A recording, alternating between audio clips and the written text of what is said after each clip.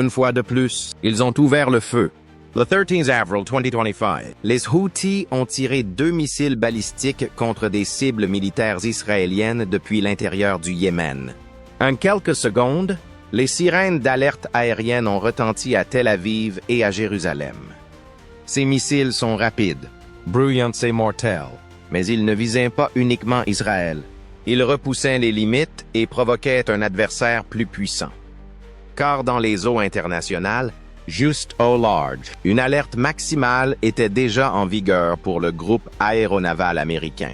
De plus, les États-Unis ne restent pas les bras croisés lorsque des missiles, en particulier ceux tirés par des rebelles soutenus par l'Iran, commencent à voler dans une zone de conflit.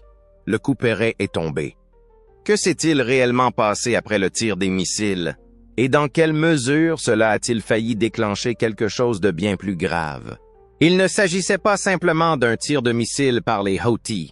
Ils ont envoyé un message. À 3h41 précisément, 2 missiles balistiques tirés depuis une zone contrôlée par les rebelles dans le nord-ouest du Yémen ont traversé le ciel tôt le matin. Heure locale. Selon des sources des services de renseignement, leur cible était des installations militaires israéliennes, probablement situées à la périphérie de Beersheba ou près de Tel Aviv. Cependant, ils ne sont jamais arrivés aussi loin. Les défenses aériennes israéliennes en ont intercepté un en plein vol. Des débris métalliques ont plu sur Hébron lorsque le second s'est désintégré au-dessus du sud de la Cisjordanie. Il n'y a pas eu de victimes, cette fois-ci. Cependant, le moment était délibéré. Quelques heures avant l'attaque, un briefing conjoint des services de renseignement américains et israéliens avait mis en garde contre une intensification des activités iraniennes à travers ces réseaux de proxy, notamment le transfert des stocks de missiles Houthis à Sada et Houdaïda. Les Houthis affirment depuis des années qu'ils sont engagés dans un conflit défensif contre l'influence israélienne et saoudienne. Leur pouvoir, cependant, donne une image différente. Il ne s'agit pas de simples fusées artisanales. Ce sont des missiles balistiques alimentés à l'uranium. Réfléchissez-y. Le Burkan 2H est une arme à combustible solide d'une portée de 1000 km et d'une charge utile d'une demi-tonne, destinée à semer le chaos bien au-delà des frontières du Yémen. De plus, ils l'ont déjà essayé. Ils ont lancé des missiles similaires contre Riyad en 2021. Les Émirats arabes unis ont été pris pour cible fin 2023. Mais frapper Israël, c'est une escalade d'un tout autre niveau. Un autre acteur est entré silencieusement en scène alors qu'Israël lançait des intercepteurs et manœuvrait frénétiquement ses avions. À seulement 400 000 marins de là, la mer Rouge était patrouillée par le groupe aéronaval USS Dwight D. Eisenhower. Les destroyers USS Laboon et USS Gravely faisaient partie des nombreux navires qui surveillaient déjà le lancement. Ils n'ont pas interagi. Leur espace aérien n'était pas celui-là. Cependant, le message était clair. Une mèche venait d'être allumée dans la région. Car personne ne croit que les missiles balistiques s'arrêteront au premier tir. Dans ces eaux, les États-Unis n'adoptent pas une approche passive. Pas à la lumière des événements de l'année dernière. Les Houthis ont déjà testé des drones contre des destroyers américains, tiré sur des infrastructures pétrolières saoudiennes et attaqué des navires commerciaux. Ils ne sont plus seulement une milice locale. Ils n'ont aucune hésitation et disposent d'armes à longue portée, ce qui en fait une force déstabilisatrice. Même si cette frappe spécifique n'a fait aucune victime, elle a rompu avec le schéma habituel. Elle a démontré que les Houthis étaient prêts à viser plus précisément, plus loin et plus profondément qu'auparavant. Ils sont donc plus dangereux qu'auparavant. Que se passe-t-il lorsque la marine la plus puissante du monde patrouille dans une zone sensible et qu'un groupe rebelle instable lance des missiles stratégiques? C'est simple. La tension monte d'un cran. Les capteurs s'activent. Les silos s'ouvrent. Les marins de tout le groupe d'attaque abandonnent leurs tâches. Car si un missile vole, d'autres pourraient suivre. Le groupe aéronaval USS Dwight D. Eisenhower opérait dans le nord de la mer Rouge au moment du lancement des Houthis, soit assez près de la côte ouest du Yémen. Cela signifie que chaque signal radar provenant du continent yéménite était déjà suivi par l'USS Laboon, l'USS Gravely et d'autres destroyers de classe Arleigh Burke. Ils avaient déjà été mis en état d'alerte. En janvier, les Houthis ont attaqué des groupes maritimes étrangers dans le détroit de Bab el-Mandeb avec des essaims de drones et des missiles anti-navires. Les États-Unis ont directement riposté à cet incident. Les Tomahawk visent les lanceurs, les dépôts d'armes et les installations radars dans toutes les zones contrôlées par les Houthis. Depuis lors, les navires américains sont en état d'alerte quasi permanent. L'avis du 13 avril n'était donc pas inattendu. C'est la destination de ces roquettes qui a fait la différence. Les missiles tirés contre Israël, en particulier depuis le Yémen, indiquent une escalade régionale majeure. Et on n'attend pas de preuves d'intention quand on a un porte-avions rempli d'avions. Des centaines de missiles guidés et plus de 5000 soldats dans la région. On se prépare à être touché. C'est ainsi que cela fonctionne. Le cerveau numérique des destroyers les plus sophistiqués de la marine, le système de combat Aegis, a instantanément recherché des informations sur la trajectoire. Simultanément, des avions A-2D Hawkeye avancés ont commencé à fournir des renseignements au groupe d'attaque. Les centres de direction des combats de l'Eisenhower ont pris le contrôle de l'espace aérien, coordonnant les patrouilles aériennes, modifiant les plans de vol et réorganisant les avions dotés de capacités d'interception, tels que les FA-18 Super Hornet. Et sous le pont, vous pouvez être sûr que tout est en ordre. Les équipes de contrôle des avaries se préparent. Les équipages effectuent des exercices. Chacun connaît son poste et personne n'est inquiet ou paniqué. Selon de nombreuses sources navales, le groupe Eisenhower n'était pas spécifiquement visé, mais les responsables ne prennent aucun risque. En outre, il est important de noter que les règles d'engagement des navires de la marine américaine à proximité autorisent des mesures défensives dès qu'une menace est identifiée. Si quelque chose approche, il n'est pas nécessaire d'attendre l'autorisation. Les navires de guerre américains sont donc restés à pleine puissance. Radars allumés, tubes de lancement prêts, tandis que les intercepteurs israéliens illuminaient le ciel nocturne au-dessus de Tel Aviv. Cependant, la question cruciale était de savoir si les États-Unis allaient réellement riposter.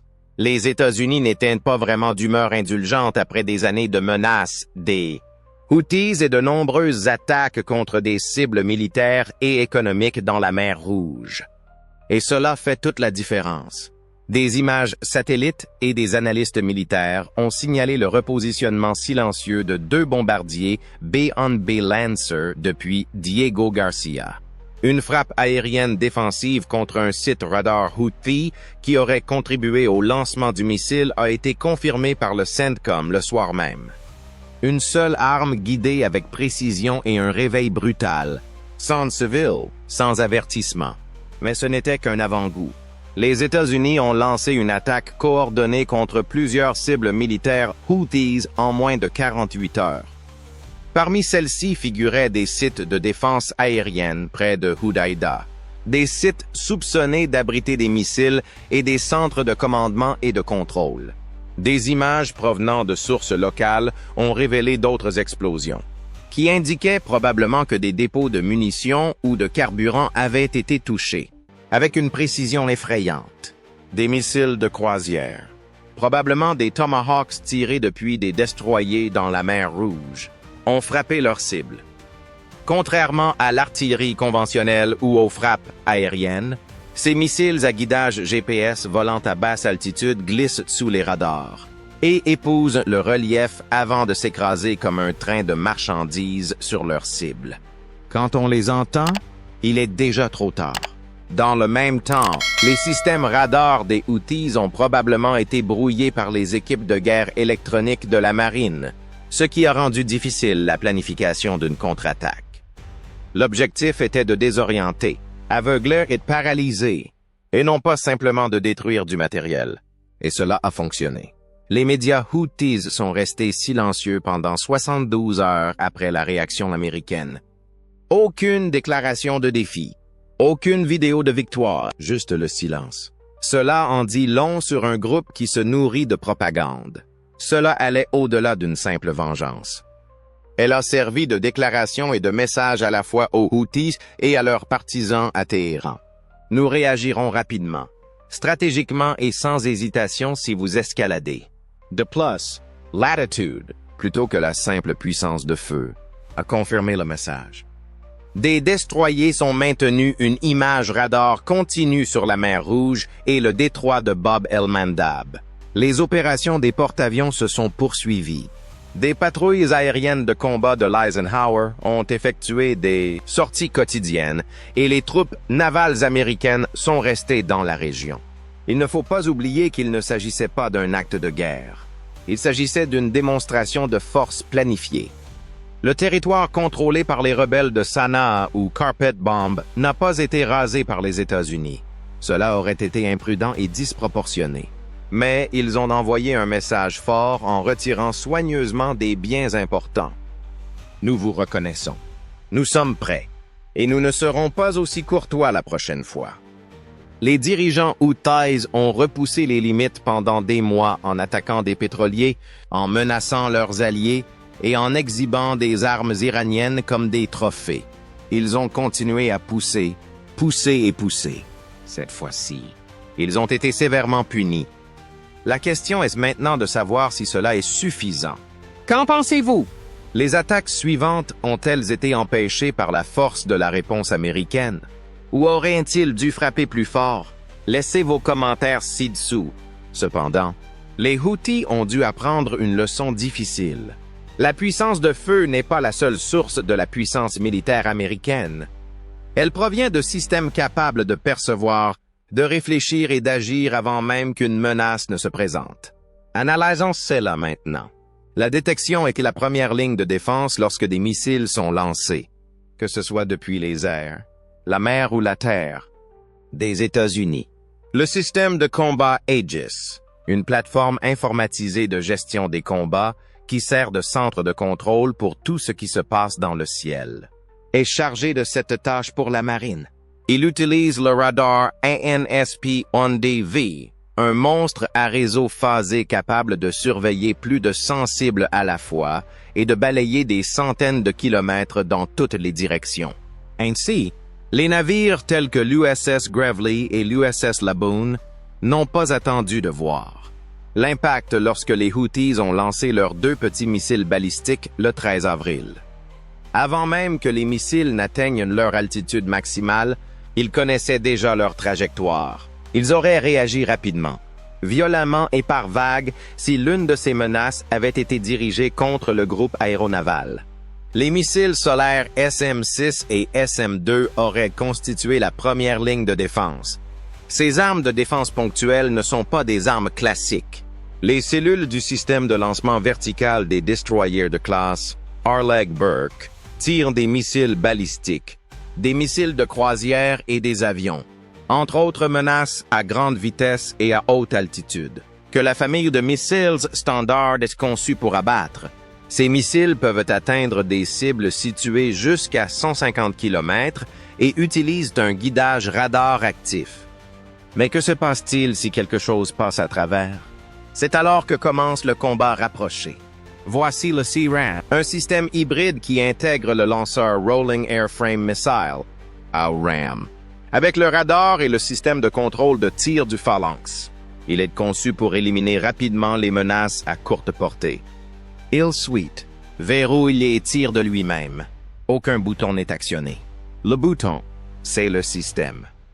Dans le cas improbable où un missile parviendrait à passer à travers toutes ses défenses, les systèmes d'armes de proximité des navires de guerre, AUCIBER, entrent également en action. Avec une cadence de 400 coups par minute, ce canon Gatling de 20 mm construit littéralement un mur de tungstène devant tout attaquant potentiel. Considérez-le comme le dernier mot de la marine. Cependant, il ne faut pas oublier les yeux dans le ciel. Avec leurs énormes radars rotatifs, les E-2D Hawkeyes patrouillent au-dessus du groupe aéronaval, fournissant des données en temps réel à tous les navires présents dans l'océan. Les MQ-9 Reapers et les Global Hawks assurent une surveillance continue plus loin, surveillant les lancements, les mouvements et les indicateurs annonçant qu'un incident est sur le point de se produire. Des planificateurs de frappe dans des centres de commandement situés à des milliers de kilomètres aux opérateurs radars sur le pont. Tous ces systèmes sont intégrés dans un ensemble unique et cohérent. Le terme « guerre réseau centré » fait référence à la capacité des États-Unis à anticiper les menaces plutôt que de se contenter d'y répondre. De plus, le Tomahawk est utilisé lorsque des représailles sont nécessaires. Le missile de croisière Tomahawk, Outlam, est lancé depuis des sous-marins ou des destroyers et a une portée de plus de 1000 km. Il peut modifier sa trajectoire en plein vol et atteindre sa cible avec une extrême précision. Il peut même attendre la confirmation que la personne ou l'installation visée est bien présente avant de frapper. Avant même que le missile suivant puisse être sorti du bunker, le quartier général de commandement au Yémen devait être détruit. Le pire reste à venir. Tout cela se passe très vite. Parfois, moins de 60 secondes s'écoulent entre la détection, le lancement et l'interception. Ce n'est pas de la science-fiction. Dans des eaux où le chaos peut surgir de toutes parts, c'est ce qui protège les groupes aéronavals. Ainsi, la prochaine fois que quelqu'un osera tester la force navale la plus sophistiquée au monde ou tirera un missile sur un allié des États-Unis, il ne prendra pas seulement le risque d'une riposte. Il parie contre une machine implacable. Les missiles sont rapides, mais le renseignement l'est encore plus. Les États-Unis surveillaient la situation avant même qu'une seule fusée éclairante ne illumine le ciel du Yémen. Cette information ne provient pas d'une seule source, mais d'un vaste réseau mondial d'alliances, de données et de surveillance qui, ensemble, constituent le fondement de la guerre moderne. Parlons d'abord des satellites, bien au-dessus des États-Unis, du SBS ou du Moyen-Orient. Les signatures thermiques sont surveillées par un système infrarouge spatial, même depuis un endroit secret niché au cœur des montagnes. Ces panaches de chaleur est immédiatement détecté lorsqu'un missile balistique est lancé. Les données sont transmises directement au centre d'information de combat situé sur le sol américain, au Pentagone et au NORAD, navires de la marine à proximité. Cependant, les satellites ne sont pas non plus une entité isolée. Les unités de renseignement d'origine électromagnétique au sol. Imaginez des cryptologues de la marine accompagnés d'agents avancés de la NSA. Ils surveillent les communications régionales. Les pics de fréquence. Les signatures électroniques et les communications cryptées sont tous examinés. Il est probable que quelqu'un à Fort Meade ait entendu un message codé « Feu vert » envoyé par un commandant rebelle. Vient ensuite le renseignement humain. Au cours des 10 dernières années, les États-Unis ont développé un vaste réseau d'actifs à travers le Yémen, l'Arabie saoudite et d'autres pays. Les analystes américains reçoivent des informations provenant de diverses sources, notamment des informateurs locaux, des organisations de renseignement partenaires et même des combattants Houthis qui ont fait défection. C'est cette partie que la plupart des gens négligent. Les États-Unis ne sont pas une nation isolée. L'unité LUMED 200 d'Israël vérifie chaque menace et chaque alerte. Le GCHQ est les commandements partenaires de l'OTAN et du CENTCOM au Royaume-Uni. Les États-Unis ne sont pas le seul pays à tirer les ficelles. Les démocraties travaillent ensemble pour vaincre un danger indirect. Il n'a donc pas fallu longtemps pour que le tableau se précise une fois que les Houthis ont lancé ces missiles. Les pilotes de drones à Djibouti, les techniciens de missiles à bord de l'USS Gravely et les analystes en Floride regardaient tous le même écran en quelques minutes. Cartographie en temps réel de l'emplacement de lancement de l'ennemi, de sa trajectoire et des réponses disponibles. Coordination à l'échelle mondiale à la vitesse du combat. Les États-Unis disposent de la technologie, des renseignements et de l'armement nécessaires pour éliminer leurs adversaires en quelques minutes. Mais doivent-ils les utiliser constamment? C'est là tout le problème des conflits contemporains. Il ne faut pas toujours frapper simplement parce qu'on en est capable. Pour l'instant, les missiles ont cessé de pleuvoir. Mais tous ceux qui suivent la situation savent que le jeu est loin d'être terminé. Le Moyen-Orient couvre plutôt qu'il ne se calme. Depuis l'incident du 13 avril, les États-Unis ont renforcé leurs liens régionaux, accru leur surveillance aérienne et intensifié leurs patrouilles dans la mer Rouge. Les opérations aériennes se poursuivent jour et nuit. Les drones continuent de voler. Les tubes de lancement des destroyers restent ouverts. Cependant, les Houthis n'agissent pas seuls et sont imprévisibles. L'Iran utilise depuis longtemps des intermédiaires pour tester les limites sans se salir les mains. Les enjeux ont augmenté depuis que les Houthis ont démontré leur capacité à attaquer le territoire israélien. Et c'est ce que l'on veut croire. Que se passera-t-il si la roquette n'est pas interceptée la prochaine fois? Que se passera-t-il si une cible civile est touchée? Que se passera-t-il si du personnel américain se trouve dans le champ de l'explosion? Les États-Unis marchent constamment sur cette corde raide dans cette région. Si vous répondez trop mollement, vous encouragez davantage l'hostilité.